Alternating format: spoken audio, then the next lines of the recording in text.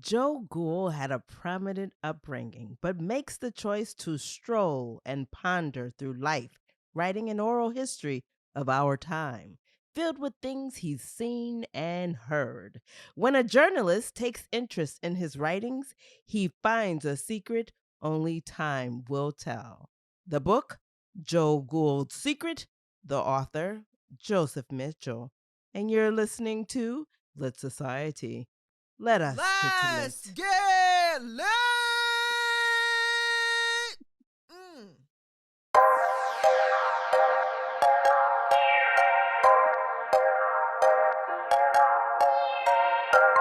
Hello, readers. This is Alexis. Hey, y'all.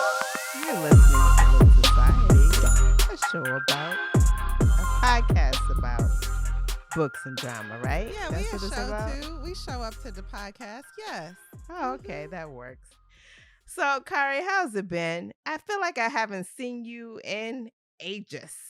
Well, you're so kind. It's been great. You haven't seen me because I've been putting off reading today's book. You so kind not to put me on blast, but we got it done. I got it done finally last night. What about you? What's been going on? Oh, I'm back in the office, going in there doing stuff, and Yeah, it's you're just back to business as work. usual. Yep, it's Hmm. officially business as usual. I I'm only back 2 days, but still, I'm back.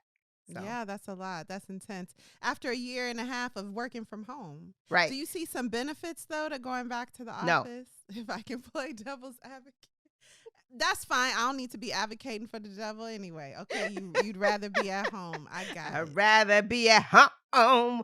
Yeah. Anyway, let's move I along. get the reference. Each week, Hmm. readers, we select a theme to discuss inspired by the book that we are reading. This week, We we're going do. to talk about, guess what? Bohemians. Oh, thank you. So I can stop pretending I know what that means. Well, let's get to the bottom of it right now. Throughout the book, our protagonist is referred to as a bohemian. Can I tell you what I think it means? I'll ask you in just a few seconds. So I asked myself, what is a bohemian? I've heard the word used before. I even thought I knew what it meant. I like to even call myself a bohemian in the early Right, right. days. I Hmm. always thought it was a person that travels around, not connected to any one place, or, of course, the familiar references with the bohemian look. So I asked a couple people what they thought. And one person, well, actually, two people said people from the Bahamas. Well, okay, Exactly. Bahamians. Shout out to all my Bahamian brethren. Yes. Yes. There are other people who said a style of casual dress. Another person said an island casual look. And one person said an eclectic person that's kind of go with the flowy. Kari, now's your turn. Please share with me how you understand the word bohemian and what do you think when you hear it or see the word? Oh, so I can talk now? Yes, please. Um, How's so that? Oh I my God. so I think Bohemian is a descendant of the nomadic Roma people. And I think that they have these beautiful, intense green blue eyes. I Oh. think they have been disparaged, I think is the word, throughout history, called things like gypsies and other slurs. And that's what I really think Bohemian people are. Now, how that translates, if I'm right, to me decorating my living room with leather and textiles and ivy and wearing turbans like you and Nick Cannon. I consider myself Bohemian too, boho, right? Boho I chic, don't right? understand the connection, so I'm excited to be enlightened. All right. Well, here we go. Let us dig in to what are the Bohemians. So I found an article on the BBC News. It's from 2011. And it tells us that the word has been talked about for a while, kind of talked with different meanings. It said the term Bohemian originally had derogatory undertones and it was given to the Roma gypsies. Get out. Wait, so which term is derogatory? Gypsy or Bohemian? Let me go on. It's commonly believed. You know I interrupt you on this show. Stop acting like you don't know how this goes. Okay, go ahead. By the French to have originated in Bohemia, which is in Central Europe. So Bohemia is a place in the Czech Republic. Bohemian is used to refer to all Czech people. The term gypsy comes from Europeans mistakenly believing the Roma people came from Egypt. So, Oh, okay. yes. Because they have darker skin. Yes, yes. Roma or Romani people are originally a Hindu people from northern India, and that's according to linguistic and genetic evidence. Traditionally, nomadic itinerants, that's the word, or people that travel from place to place, they mostly live throughout Europe, not just one. These people roamed the earth. They're also here in the Americas, and it's said that they adapt to whatever country they move to. They were people that were persecuted by Hitler. They were among the first people to be brought into the concentration camps. And they have been abused over the course of years by different people. So, one, it's a location and name the citizens of said location. Two, a derogatory term for a group of people from northern India. The Oxford English Dictionary, though, defines it as an artist, a literary man, an author who leads a free, vagabond, or irregular life, not being particular as to the society he frequents, and they generally despise conventionalities. So, the word, now that's how the Oxford Dictionary sees it. It's a people, a type of person anyway, but an artisty person. The word Bohemian was romanticized in the play Scènes de la vie du Bohème, or Scenes of Bohemian Life. I think I got that right. And it's by Henry Murger. And that play was a bunch of vignettes about Bohemian life in the Latin Quarter of Paris. And that play was pretty popular. It was then turned into an opera by Puccini. And that opera, do you know the name of it? La Bohème. Yes, indeed. And it I won't say stole, but it took from that play and made it its own. And again, that made it pretty popular, and people they romanticize it. You know, they began to appreciate it more, I think. And from that, we came the Bohemian dress. When they did that play and then the opera, Bohemian dress came out of that. So that style of clothing. And so then gypsy clothes became the fashion that was sparking the styles that we see today through people who are considered lovers of boho chic. The article referenced people like Sienna Miller or Kate Moss, and then artists and poets that include like Van Gogh. They characterize bohemian ideals. Yeah.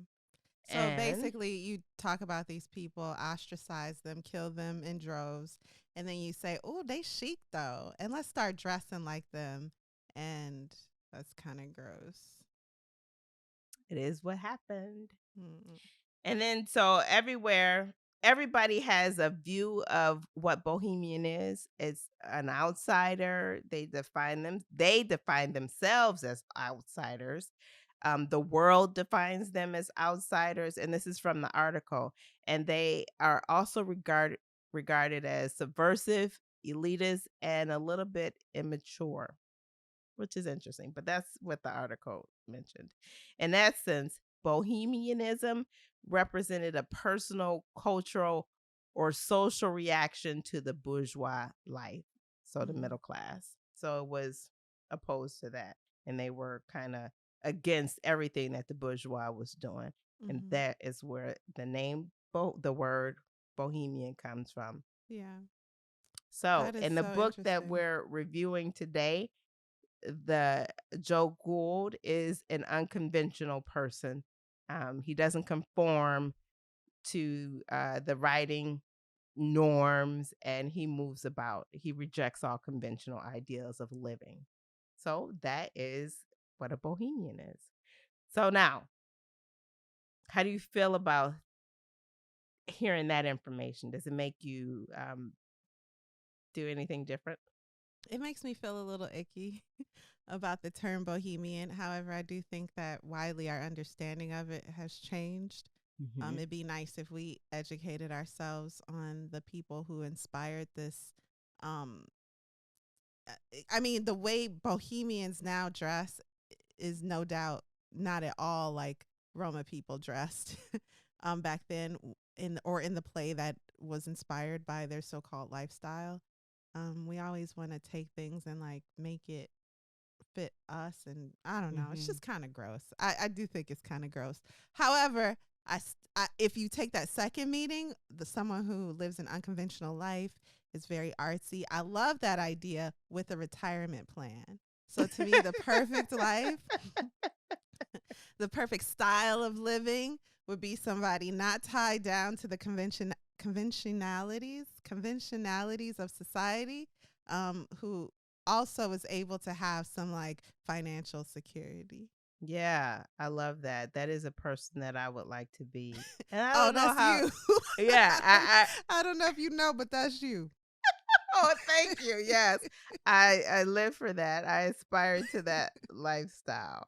I Hmm. assure you. You do But it that's well. that. Yeah, that's it.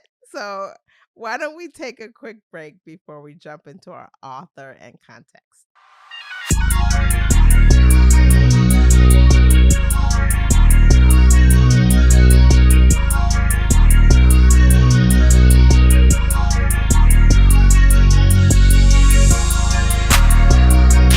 And we're back. Kari, Hey.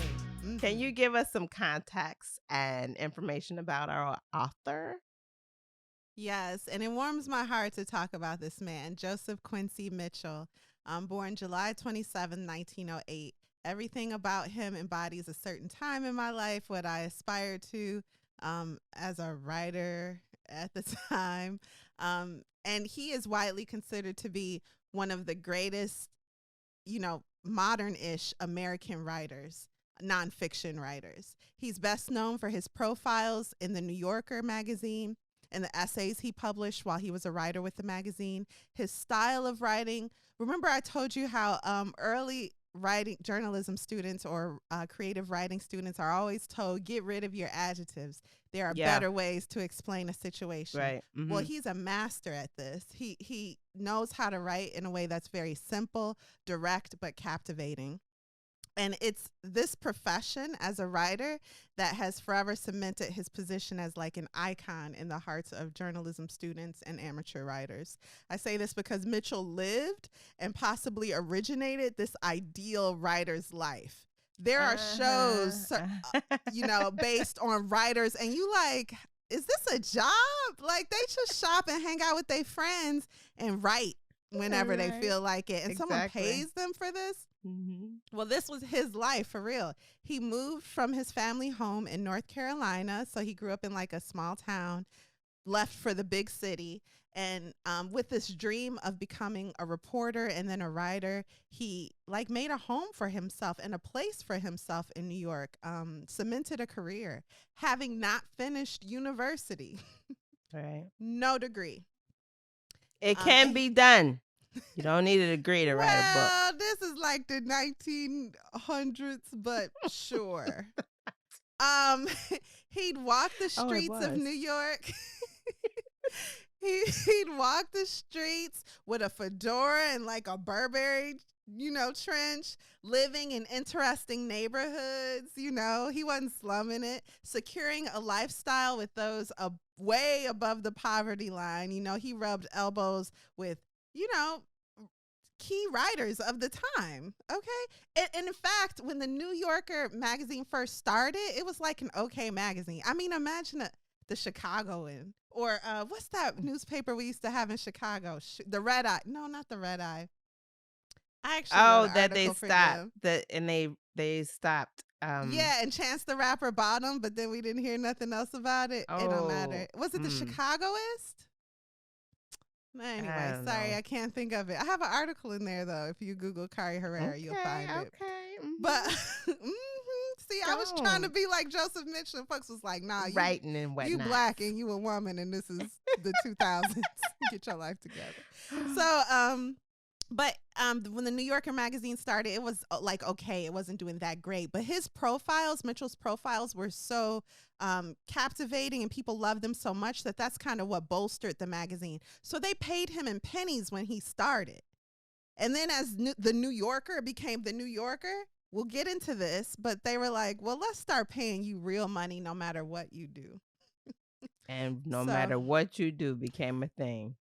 Yeah, because he was writing at his leisure, talking to these people that he deemed interesting and being paid for it all. But in truth, his life was more rich and complex than what it seemed on the surface. So he battled with depression, like a lot of writers, his entire life. And the people he profiled stayed with him in his psyche. So it was hard for him to shake these people's stories.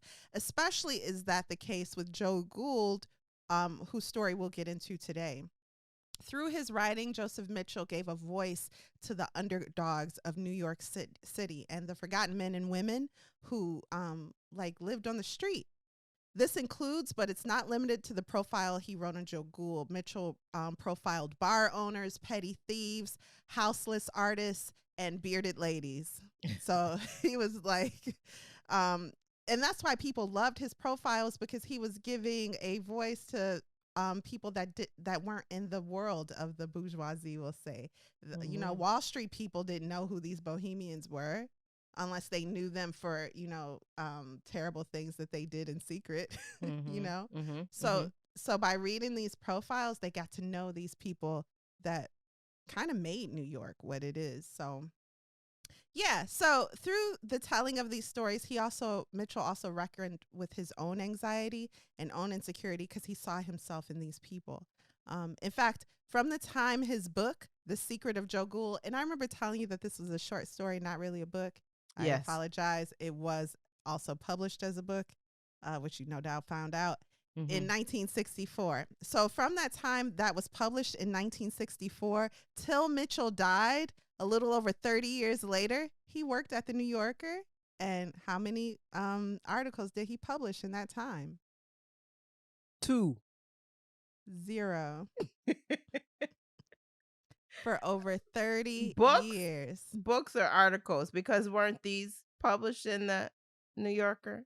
So after the Secret of Joe Gould, which was published in the New Yorker as like the Seagull something, but after Professor the book, Seagull. Professor Seagull, thank you. So after that came out in the New Yorker, and then The Secret of Joe Gould, which, remember, he goes back to that New Yorker piece, but he also adds on to it. Right. After that was done in 1964, he stayed on for over 30 years and wrote nothing, and they paid him. He went to his office every day. No one knows what he did in there. He closed the door. At the end of the day, he walked out and went home and got a check every week. Now tell me that ain't the life. That is the life. I believe in it. Years. I want a life just like it. That's why they took your office away at your job. Anyway. However, he was failing, right? in his career. But at home, his wife and his children saw him as like the perfect dad and father. They have nothing but great things to say about him. If he battled with depression, he did not necessarily show that at home. He was very attentive to them. And it was just at work that he didn't do nothing. Which, if you gonna slack somewhere in your life, don't make it home. Yeah, So- be all great at home and go to Yeah. work and still get Exactly. paid and do you, okay? Do you. It's terrible. And also, you know, maybe be a man and maybe be white and maybe let it be 1940. So about Joe Gould, Mitchell told the Washington Post, "You pick someone so close that in fact you are writing about yourself." Joe Gould had to leave home because he didn't fit in, the same way I had to leave home because I didn't fit in. Talking to Joe Gould all those years, he became me in a way, if you see what I mean. And I think we do, Mitchell. We do. So now about the drama of Joe Mitchell's life. So I've mentioned how writers admire Mitchell, posthumously elevating him to like Hemingwayian status. Oh. And yeah, so but does he deserve all of that? I have some very sad news, you guys, if you don't already know. In the biography about Mitchell's life written by Thomas Kunkel titled Man in Profile, Joseph Mitchell of The New Yorker, certain uncomfortable truths and speculation were examined. First, it seems Mitchell took creative liberty with the lives and quotes of his subjects. That's bad. So what does that mean exactly? That means, what did you just say? What does that mean exactly? On or what are we recording, Thursday? Well, then maybe I'll write a book about you and I'll say, you said, I know exactly what that means on a Tuesday. It's not exactly true, but maybe it works for the story I'm forming. Okay. So there's truth in it, but especially as a reporter, that truth you cannot compromise. And then as a nonfiction writer in a magazine, especially like the New Yorker, you can't be doing little stuff like that to fit your story, to create this whole cohesive experience for the reader. You can't do that. You got to find a better way to make that experience compelling for the one reading it. But for example, I'll give an example. He actually did. He'd sometimes rewrite direct quotes to make them more interesting. He's the writer. Not everyone's a great writer. Direct quotes? So sometimes he'd be like, "Oh, you saying this boring." And so he would rewrite it to make it interesting. Ooh, this is so bad. That don't sound right or good. He'd move events from one day to another to better fit his timeline. But worst of all, you guys, he would create. I'm getting hot. I don't like talking about this. He would create composite characters. So, composite characters. Lit Society is a podcast hosted by Alexis and Kari Herrera. But maybe in the book about our life, we will be just so boring that they'll make one person named Kari Honoria, and she will embody the best, most interesting parts of both of us. That's what they do in movies, don't they? Movies, fictional movies. Sure. This is nonfiction writing, and it is to be a holier work. You cannot do that. That in a nonfiction work is a lie. Full stop. Period. So one of his profiles earned the attention of a director who was like, "I want to turn this into a musical. It's so good." And Mitchell responded to the subject. Responded to him, letting him know, hey, don't do that because this subject don't even exist. I invented him. Quote, "I invented him," he said, because no one in the city properly represented the culture he wanted to examine. Mitchell wanted to examine. So he created a composite character that he felt better embodied the life he was trying to showcase. This is bad, bad, bad. What's worse, the New Yorker seemed to know about and sanction these nefarious practices because his profiles help the magazine, you guys. Wow, the business. Yeah. But with all of that said, I mean, how must that feel for what you can't lie about is that his writing was good. Great. He's a great writer. The factuality of his stories, and I'm not saying Joe Gould because as far as we know, this is actually one man that a lot of people can vouch existed. His lifestyle people can vouch for. So this seems to be as truthful as possible, but it's also the last work Mitchell wrote. And going over 30 years with these like lies and then not writing really. He wrote but not publishing anything, not feeling anything was good enough to publish. He once was telling a friend, sometimes I wish they just fire me and I would go home to North Carolina. He reminded me so much of Joe Gould. You reading it like this? Who is this about? Yes, that's how I saw that. That's what I have on Mitchell. Did you have anything? No, I just remember reading about him, and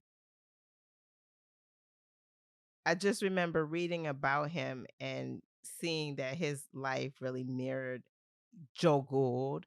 I immediately said Joe Mitchell is Joe Gould.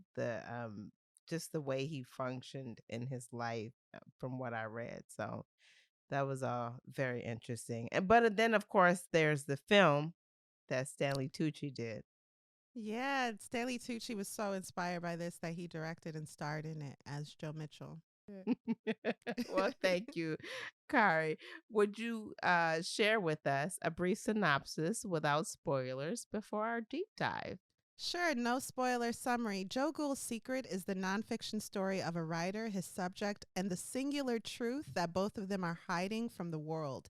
It's as much about Gould, an eccentric Bohemian flophouse frequenter, as it is about Mitchell, a writer for the New Yorker magazine, battling with doubt and depression. In the end, one will expose the other, and by doing so, perhaps free them both. Ooh. Now that is interesting. Alexis, what were your first thoughts of Joe Gould's Secret? What's the name of this? Yeah, Joe Gould's Secret. Joe Gould's Secret. So when I saw the cover, I was not interested in Joe Gould's Secret at all. What was the cover like? Describe it. It's the picture of the man, the older white man, looking really scraggly. Yeah. And I just wasn't interested in his story. Oh, you so bourgeois. At all, let me assure you. At all. So, Kari, who do you think would enjoy reading this book? Lovers of nonfiction profile essays. If you like hearing about one person's life in 3 to 4 pages, you'll really love this. Wow. So are we covering well, I guess they're together. Anyway, listen. So no, the profile that he did, the Professor of Seagulls, is that it? Yeah. And Joe Gould, yeah, they're together. So I'm actually not gonna touch too much on the original profile. I'll refer to it, but I'm gonna just stick with what he wrote after that came out. Okay, sounds good. Sounds good. Well, are we ready to jump in? Will it be spoiler filled or nah? 2 things. Yeah, I'm going to spoil it. This is like really old. And second, you guys, I am dying. I just got to turn on the AC for 10 minutes. Okay? Is that okay? Okay. All right. I'm so sorry, y'all. Sorry if y'all hear it in the background. I just want y'all to know what's going on.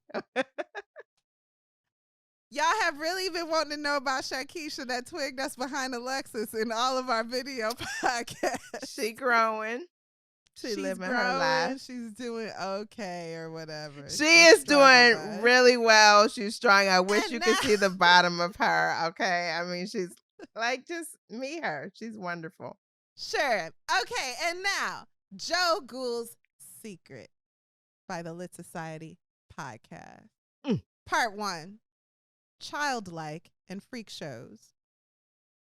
So, you guys, a newspaper reporter is working on a story near a courthouse in New York City. He leaves women's court and makes his way to a Greek restaurant, a court hangout, for lunch. There he finds like bailiffs and, whatever, secret jury members. Everybody's getting lunch. He takes a seat, enjoys a coffee with a probation officer and the restaurant's owner, when a curious-looking man walks in. The 5'4" waif is dirty. There are dark streaks across his face. His overcoat is 2 or 3 sizes too large, and the bald top of his head is accentuated by like long strands of hair that grow from the sides. And that's all met with this unkept, bushy, dirty beard on his face.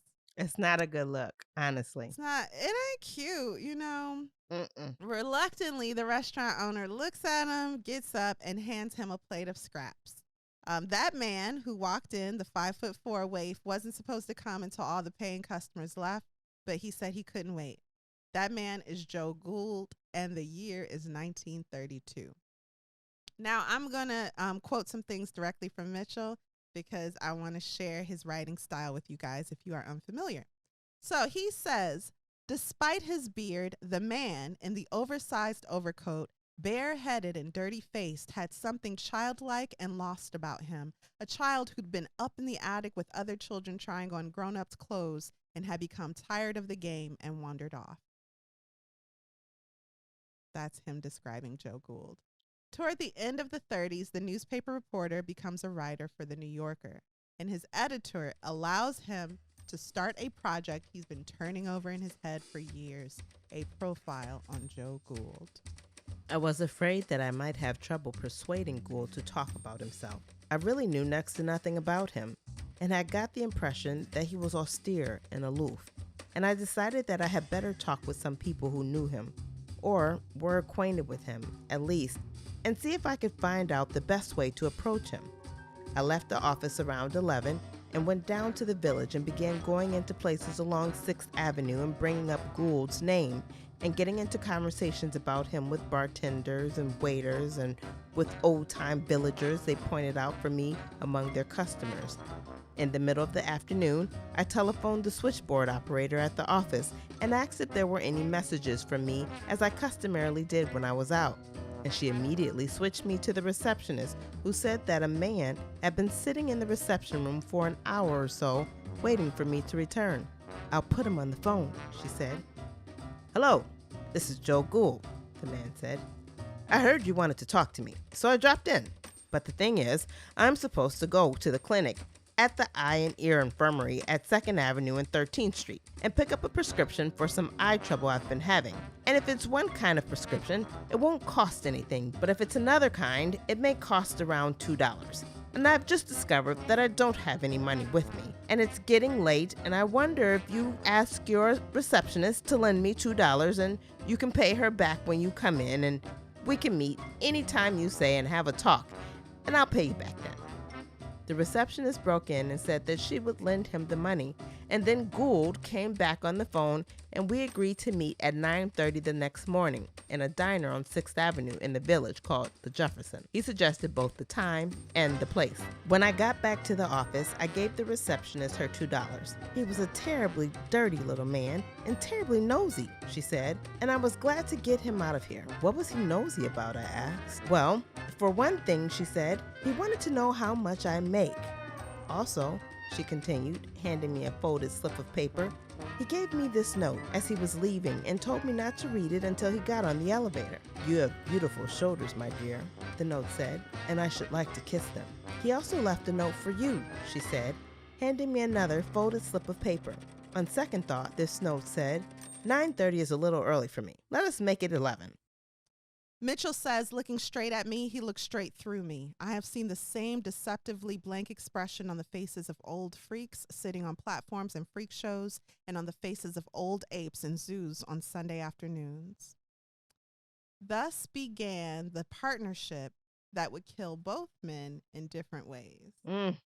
Wow. Part two, an oral history of our times.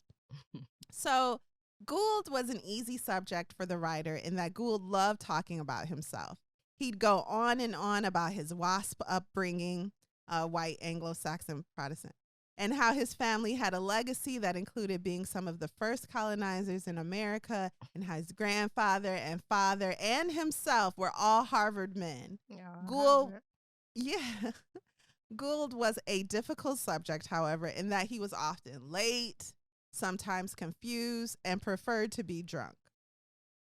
He spent his days sleeping in flop houses, behind church columns, and in church pews, and begging in this circle of charitable friends he collected over the years. So he like knew all these entrepreneurs and artists, and he would go round each day to their homes or places of work and ask them for money. Mm-hmm. A donation for the Joe Gould Fund, he'd ask. And they would, especially in the village, give him money. Not like a whole lot, but they would constantly give him money.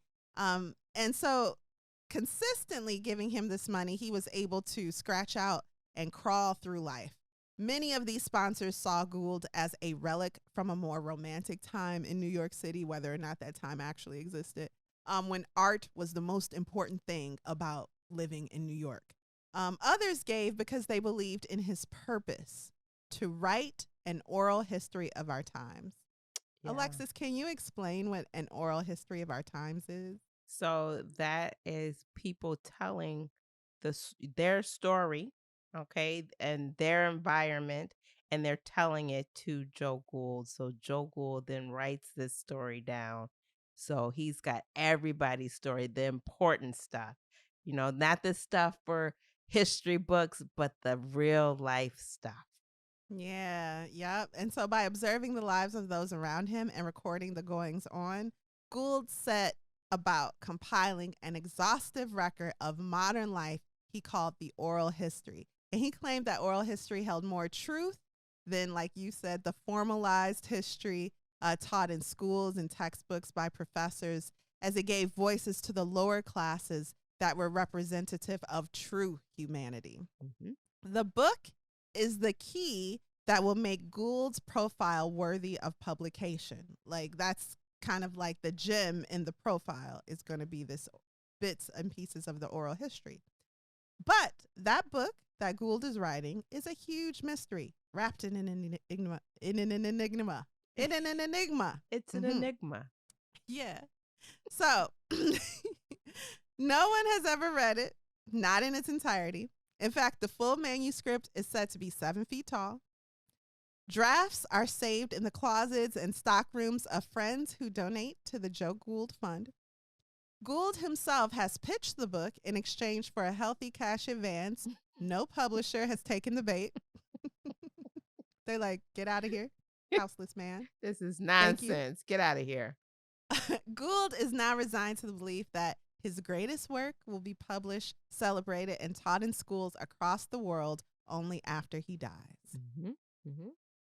Our writer, Mitchell, decides he must read a portion of an oral history before continuing these late night clandestine meetings and interviews with Gould. They are like draining him. And he's a young writer at this time, youngish, but still Gould is like exhausting. He has an exhausting personality. The times that they're talking are like late at night for far too long, and it's getting to be too much. So he's like, if I'm going to continue, I need to at least read a portion of an oral history. He got all these stories to tell, and he is just talking like nonstop. You just would fall asleep listening to him if you didn't have a goal in mind. Right. Yeah, exactly. Yep. So, Gould hands the writer, Mitchell, a portfolio containing a composition notebook and clippings from published segments of an oral history. So supposedly sections of it have been published in various accredited journals. But all of it is nonsense. First of all, an oral history is supposed to be a collection of dialogue, right? Harvested through conversations and eavesdropping. But the sections published and written are mostly essays and nonsensical observations by Gould. Second, the essays that existed were repetitive, many dealing with Gould's childhood and his relationship with his father over and over again. Gould would tell the same story in different ways. There are 3 topics. Mm-hmm. It was like he was trying to perfect his story about his relationship with his father. Yeah. Yes. Mm-hmm. So there are 3 topics that consumed Gould. And the first was his relationship with his parents, who were both disappointed and like tortured by him. They were respectable WASPs, and they had this son who seemed weird. They and were probably had an physicians. His father was a physician. He was expected to be a physician, and he was just his mama wandering. people came over on the Santa Marina and the whatever they call. So they like thought they was somebody. They had like the biggest house in the town, and then they got this son who everyone can see something is unnormal about him. So, and it was during a time when that was not allowed. Right. You know, no one really knew how to address certain issues. So, that. Second of all, nightshade foods, such as tomatoes. Now, there is a group of people obsessed with nightshade foods even right now. And people will tell you that nightshade foods are going to kill you. Am I saying it right? Nightshade So foods? no, listen. I love that you mentioned nightshades. So I've Yeah. never heard of that until I wanted to order from a restaurant more recently. It was a vegan restaurant, and it was raw vegan, and they listed nightshades, and I'm like, what is that? Mushrooms? But I still don't know what it is. Like literally, I don't know what it is. Please explain. I'd love to hear No, it. I won't get involved in that cult of nightshade haters. I think if it comes from the earth, it has some benefit, but maybe the way we're growing tomatoes, I don't know. But I anyway, Joe want to Gould know. also. Somebody tell us, or me. I would like to know because I'm confused. So, so Joe Gould also was obsessed with like tomatoes and other nightshade foods, and he saw them as evil. So he's like, for real, he could exist right now today and probably run for like Congress. So, lastly, Native Americans. Dig. Who, Noted. whom he respects and feels he understands. So those three subjects he would just constantly write about. Right. However, there's one thing that catches the New Yorker writer's eye. So Mitchell sees in all of this writing one line that sticks with him. And it's something interesting that Joe Gould probably didn't even know he was putting in there. And the line is this: I would judge the sanest man to be him who most firmly realizes the tragic isolation of humanity and pursues his essential purpose calmly. I suppose I feel about it in this way because I have a delusion of grandeur. I believe myself to be Joe Gould. Mm. So that stuck with Mitchell. Part 3, revealing. So Mitchell says, I was young then and much more courteous to older people and to everyone else for that matter as I look back on it than I should have been. Also, I had not yet found out about time. I was still under the illusion that I had plenty of time. Time for this, time for that, time for everything, time to waste. End quote. The two men had created a schedule unsustainable for anyone with a home and a job. They meet wherever Gould chose, and Gould would, of course, ask the writer to buy him a drink, a coffee, some eggs, a drink, and another drink. Gould will then talk and talk and talk, sometimes for 10 hours, 12 hours at a time, growing more and more elaborate and colorful until he was drunk and useless. These stories, like Gould's writings, were repetitive. Where was this great work, the oral history? Months later, and Mitchell was no closer to knowing what Gould's book held. So the profile is published. The title is Professor Seagull. Mitchell publishes it in the New Yorker. People love it. It is less about an oral history and more about Gould as a man. Friends who had cut Gould off and stopped contributing to his fun welcome him back to their restaurants and studios. He was a star to tourists who sat and listened to him talk, which, you know, he loved. Mm-hmm. But our writer, Mitchell, the man who had spent all of those nights listening to Gould, started to feel sick at the thought of Gould, reluctant to take his calls or even leave his office for fear Gould might be waiting for him outside of the door. Gould was getting on his nerves. Terribly. And I completely understood this. Yes. Yeah. Yeah. Get out already. Shoot. Ugh. We done. What is there to talk about? What's worse, as time went on, Gould became dependent on their conversations. Mitchell says, and I quote, despite the difference in our ages, when he talked to me, he might have been talking to someone who had known him all his life.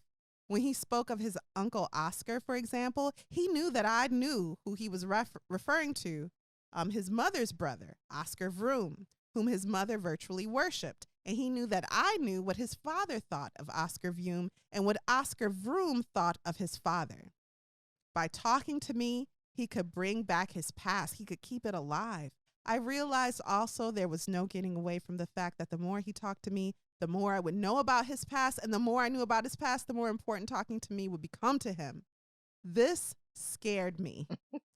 And I set out deliberately to get him off my back and, if necessary, onto somebody else's back as soon as possible. Mm-hmm. The best way to do this, I decided, was to get an editor or a publisher interested in the oral history.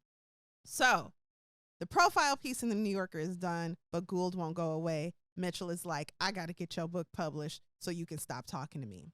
Mitchell reaches out to a man named Pierce, a friend in the publishing business. He arranges to meet with Gould, Pierce does, at Mitchell's office. During their conversation, Gould is cold and aloof. His attitude is intensified as Pierce is insistent that he must see an oral history before agreeing to publish it, and definitely before giving you an advance. Gould finally puts his foot down. An oral history will not be seen or read until he's dead, and that's that. Pierce leaves, and Mitchell is furious. I'm beginning to believe, I went on, that the oral history doesn't exist. This remark came from my unconscious, and I was barely aware of the meaning of what I was saying. I was simply getting rid of my anger. But the next moment, glancing at Gould's face, I knew as well as I knew anything that I had blundered upon the truth about the oral history. My God, I said. It doesn't exist. I was appalled. There isn't any such thing as an oral history, I said. It doesn't exist. I stared at Gould, and Gould stared at me. His face was expressionless. The woman who owns the duck and chicken farm doesn't exist, I said. And her brother, who had the stroke, doesn't exist. And her niece doesn't exist. And the Polish farmer and his wife who look after the ducks and chickens don't exist. And the ducks and chickens don't exist. And the cellar that the oral history is stored in doesn't exist. And the oral history doesn't exist. Gould got up and went over to the window and stood there looking out with his back to me. It exists in your mind, I guess, I said, recovering a little from my surprise. But you've always been too lazy to write it down. All that really exists is those so-called essay chapters. That's all you've been doing all through the years, writing new versions of those chapters about the death of your father and the death of your mother and the dread tomato habit and the Indians out in North Dakota and maybe a dozen others or a couple of dozen others, and correcting them and revising them and tearing them up and starting all over again. Gould turned and faced me and said something, but his voice was low and indistinct. If I heard him right, and I have often wondered if I did hear him right, he said, it's not a question of laziness. Then, evidently deciding not to say any more, he turned his back on me again. Mitchell says, however, I had thought about the matter only a short while before I came to the conclusion that he hadn't been talking about the oral history all those years and making large statements about its length and its bulk and its importance to posterity and comparing it to such works as the history of the decline and fall of the Roman Empire only in order to dupe people like me, but also in order to dupe himself. He must have found out long ago that he didn't have the genius or the talent or maybe the self-confidence or the industry or the determination to bring off a work as huge and grand as he had envisioned. And fallen back on writing those so-called essay chapters, writing them and rewriting them, and either because he was too lazy or because he was too much of a perfectionist, He hadn't been able to finish even them. Still, a large part of the time, he very likely went around believing in some hazy, self deceiving, self protecting way that the oral history did exist, oral chapters as well as essay chapters. The oral part of it might not exactly be down on paper, but he had it all in his head. And any day now, he was going to start getting it down. It was easy for me to see how this could be, for it reminded me of a novel that I had once intended to write. End quote. So Mitchell then goes on to give a synopsis of a book that sounds pretty interesting, actually. Yeah. Yeah. A story which he's thought through thoroughly and never written down. Mitchell then decides he feels a great deal of respect for Gould. Gould could have stayed in the town he grew up in, where everyone, including his parents, saw him as a fool, but he decided instead to create a mask for himself. Hiding behind that mask, he created a complicated character and became like living, breathing art. He was a character more complicated, more complex than those of the greatest writers of his time. So Mitchell concludes, and this is the last quote, "If I asked Gould the questions I had planned to ask him, I suddenly realized, and if he had came out and admitted that the oral history did not exist, that it was indeed a mare's nest, I might be put in the position of having to do something about it. I might be very well forced to unmask him. I found this thought painful. The oral history was his life preserver, his only way of keeping afloat, and I didn't want to see him drown." Yeah. The That was deep. Like so, the end. Like we taking a break. No, I got a couple questions for you. So, Alexis, what is this book about? What do you think? You know what? I'm so slow. I'm just going to tell you, I'm really slow. Excuse me? That's not true. No, Back listen. up. I'll explain. I'm reading this book, and I'm not knowing that Joe Mitchell is our author. And so I get to the end of the book and I look up the author and I was like, his name is just like the man in the book. But it's nonfiction, so who else could it be? He's saying stuff like, I did this and I did that. I thought it was a fiction book. Oh, okay. So I'm like, oh, this is interesting. His name is just like that. Okay, and stop. Full stop. Because I want to ask you, first of all, that can happen. You can pick up a nonfiction and think it's fiction. Reading it, thinking it was fiction, what did you think of the book? I thought it was, I didn't love it. It wasn't my favorite read. I guess we jumping a little, but it wasn't my favorite read, but it was interesting. And so when I read about Joseph Mitchell, I was like, this is just he retelling his story. So that's all I said. I just put that together as his story. Okay, pause that and revisit it during our final verdict, because I like where you were making me think about some things. Okay, then second question I want to ask you is, what makes this story unique to you? Well, it was a fiction book when I was reading it, but it was unique because he had this idea, which I think is a fantastic idea, is to provide an oral history of our lives. Um, you know, and I was excited about this 7 foot, 9 million word book that he was creating. I was like, I might read that. It reminded me of there's a Instagram page, and I think it's called Humans of New York. Humans of New York. It made me think of that. So yeah, I think that's a great comparison. Ooh, yeah. So, no, I was gonna follow you with that same question. Yeah, so I think this book is about Joe Mitchell, and I think it's about how he sees himself and time, and how time, people say time waits for no man, but in the meantime, while it's not waiting, it's also devouring and destroying everything in its path. Time don't wait, and if you don't hop on time, it will roll over you. So I think these are two men who see time as like an enemy. They didn't have enough time to do what they wanted to do, but if they had 1,000,000 years, they never would have did it. They were either, I don't think it's lazy. I think you can just get in your own way, and I think this book is about getting in your own way. Oh, totally agree with that because he in within the book, Joe Mitchell made a way for Joe Gould to write this book, and he Mm-hmm. still didn't write it. Yep. So he got in his own way for sure. Yeah. So should we move on to our final verdict? Do you want to take a break? Yeah, let's do that. Okay.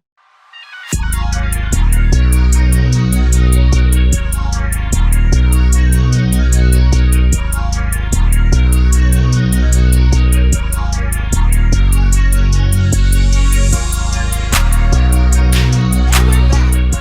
So Alexis, you read Joe Gould's Secret by Joe Mitchell. What did you think? What's your final verdict? And would you recommend this book? So it's a short book, and I like short books, you know that. So I read both But it's the also like a short book with no chapters. right. So It's I don't just know. a straight read through. And Yeah. it was interesting how I came about it. I had to actually go look for the Up in the Hotel book to Yep. get the audio of it because the Joe Gould's by itself wasn't there. So I read along with the audio. Um, it was an interesting book. I wasn't in love with it, but it was definitely very interesting, and he wrote very well. He The way he told Joe Gould's story, I just really feel like it was him. He was telling his story, and again, I don't know. I didn't know that was a a nonfiction piece of work. So Yeah, I until you finished it. yeah. So if you are interested in just a quick read, interesting short story, I would definitely refer this book to you. It's very slow but interesting to hear Joe Mitchell's writing. He writes really well, and he has a lot of great quotes within the book that I'm like, wow, that's deep. And I wish I Mm-hmm. my markings weren't saved, so I can't pull them up and kind of identify them. But they were really it was a good book. It was a good book, and I guess I would refer it. What do you call it? Recommend Recommend it? it. Yeah, yeah. I would recommend it to someone else. How about you, Kari? What? Well, I want to ask you because you thought this was a fiction work. Did you think the characters were fleshed out well and thought through? Yeah, so listen, I mean, the when you're talking about Joe Gould and his family history, where they've been, their history of Harvard, everybody in the family a doctor, the expectation that he too would be a doctor, his mother, how she really wanted the best for him, but she couldn't get behind this life of choosing to not do something with your life, which is Mm-hmm. ultimately what he chose to do. So, yeah, I thought it was. It was just Okay. one character, and I feel like I know a lot about him. What I did want to know is how he turned to drinking. That I felt like was Mm. missing.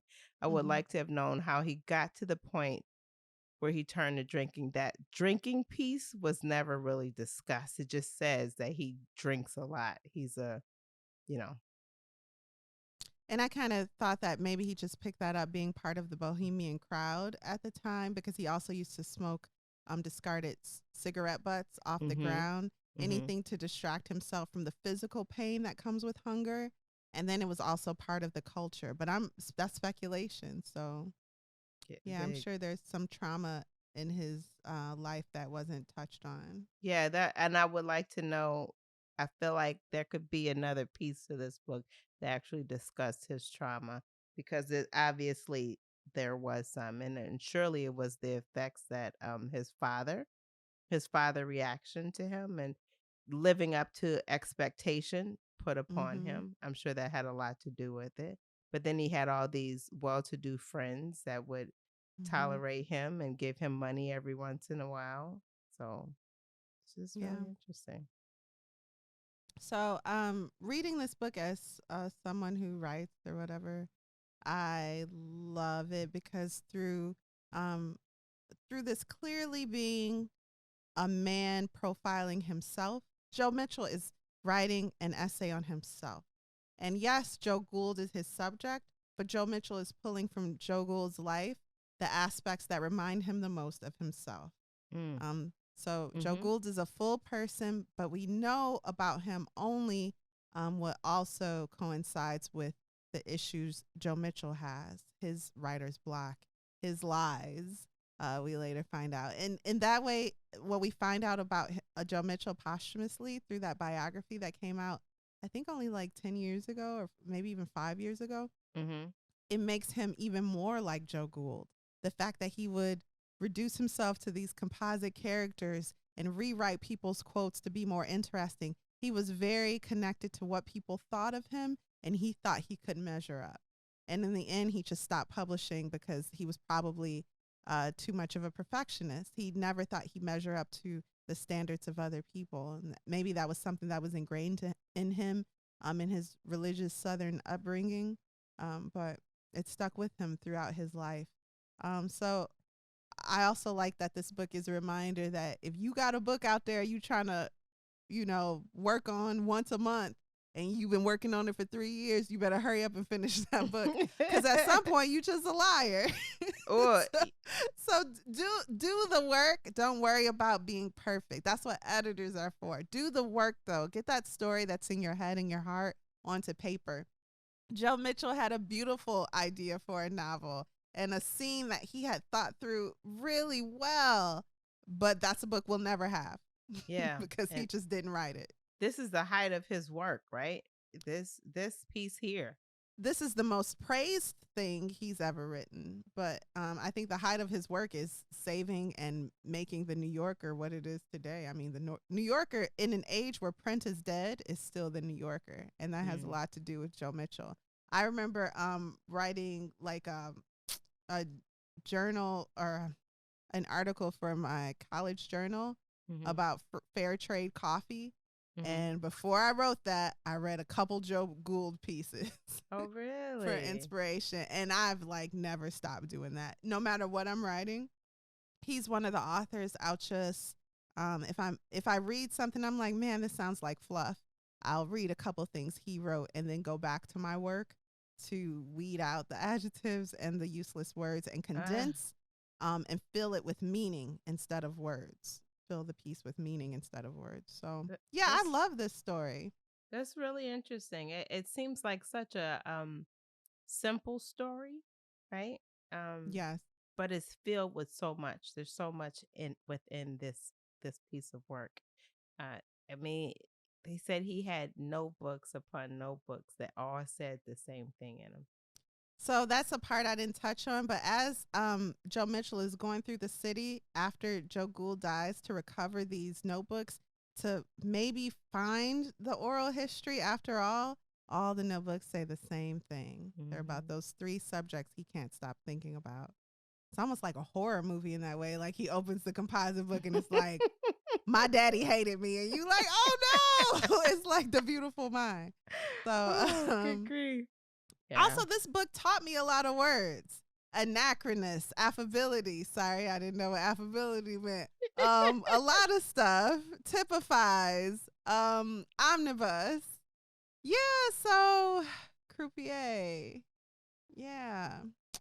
Yeah. This is a great book, similar to The Secret Life of Dictionaries for just expanding your vocabulary. So it's a writer's book. Yes, which is what I attribute like to The Secret Life of Dictionaries, a writer's book, an educator's book.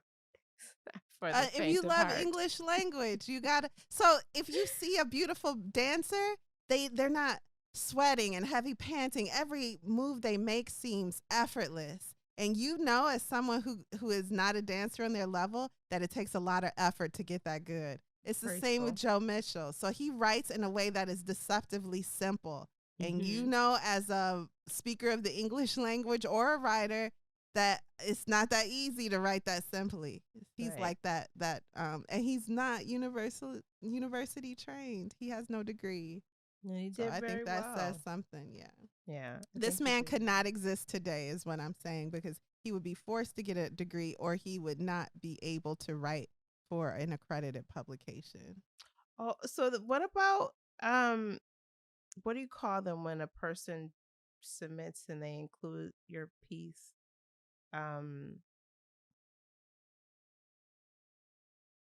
Writers who are not Like a tied. columnist? Well, Oh, no, like a because freelance? a freelance writer. Sure. But what about those? You don't necessarily know the background of all the freelance writers. Yeah, you can but be if a you freelance say- writer. That's a hard living to make. But Joseph Mitchell was not a freelance writer. He was a staff member for the New Yorker, and he wrote for over 30 years and published nothing, and it was paid. That will never exist again. Because and what he did, go ahead. I was going to say, because a New Yorker type magazine wouldn't hire him. Yeah, nah. Mm-mm. The expectation is higher that you will have accomplished these things in order to write for us. I won't even say higher, because you can graduate, you can get a degree, you can get a master's in the English language and not be a good writer and never be as good as Joseph Mitchell. So I don't know what I'm saying, but there's something we're missing as a society. Wow. Well, that was great. Thanks for sharing that little piece of you a don't book. want to talk for 2 more hours about the importance of the English language and its dying? Okay, go ahead. Absolutely not. We have books to read, okay? We do. You're right. So, Kari, what are we reading next week? I'll find it. You do ask this every week. It's too much. Every week. And you should know, because we about to literally record it. Listen, I know. We're reading The Last House Guest by Megan Miranda. Oh, a riveting wow. thriller, I hear. Well, thank you for listening to Lit Society. We'll look forward to meeting up with you next week, Thursday. Lit Society is brought to you by Alexis, Honoria, and Kari Herrera. Support the cause by leaving This a is my 5. Bohemian dance. Oh, I need to see this. Oh. It's my Bohemian dance. But like Bahamas? The Bahamas people? Yeah, where Rihanna from? The Bohemians. Okay, go ahead. Okay. I'm being purposely obtuse. Okay. Leave a 5-star review for our show on Apple Podcasts, along with a comment about why you absolutely love us. Because we love you too. Readers, we love you too. If you enjoyed what you just heard, tell a friend about Lit Society. Visit litsocietypod.com for show notes, this month's book list, and to sign up for our amazing email newsletter. It's a newsletter, not a newsletter. Until next time. That's okay. I don't write either of them. Read something.